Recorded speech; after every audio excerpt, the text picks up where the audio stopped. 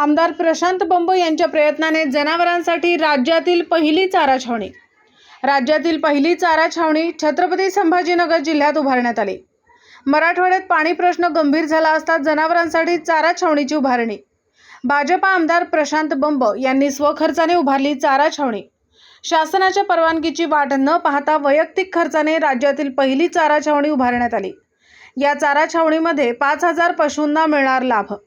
छत्रपती संभाजीनगर जिल्ह्यातील गंगापूर तालुक्यातील खोजेवाडी येथे ही चारा छावणी आहे। आज गंगापूर तालुक्यामध्ये खोजेवाडी येथे गंगापूर रत्नापूर तालुक्याची आणि राज्यातली पहिली छावणी आपण सुरू केलेली आहे। खरं म्हणजे छावणी सुरू करणं ही काही आनंदाची बाब नसते, परंतु शेतकऱ्यांचा जी जनावरांकरताचा पाणी आणि चाऱ्याची व्यवस्था नसणे, भयावह दुष्काळ असणे, जमिनीमध्ये मनुष्याला सुद्धा प्यायला पाणी नसणे, अशा स्थितीमध्ये शेतकरी राजांकरता माझ्या सर्व मित्रांनी एकत्रित येऊन वैयक्तिक निधीतनं ही चारा छावणी आज सुरू केली आहे।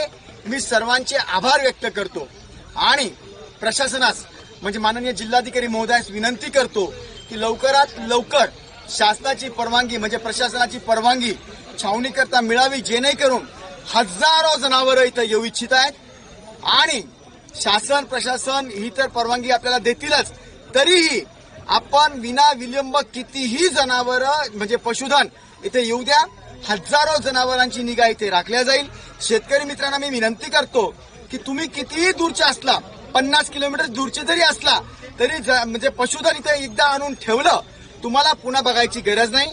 आम्ही कॅमेरे लावतोय, तुम्ही घरी बसल्या बघू शकणार की आपल्या जनावरांना व्यवस्थित चारा मिळतोय का, कधी कधी ढेप जी असते जी घरी आपण देतो त्याप्रमाणे मिळतंय का, व्यवस्थित पाणी त्यांना व्यवस्थित दिलं जातंय का, या सगळ्यांची सोय, गाय खुर्ची, लस इतकंच नाही तर सगळ्या वेगवेगळ्या प्रकारचे इंजेक्शन्स मित्रांनो पशुधनाला इथे दिल्या जातील।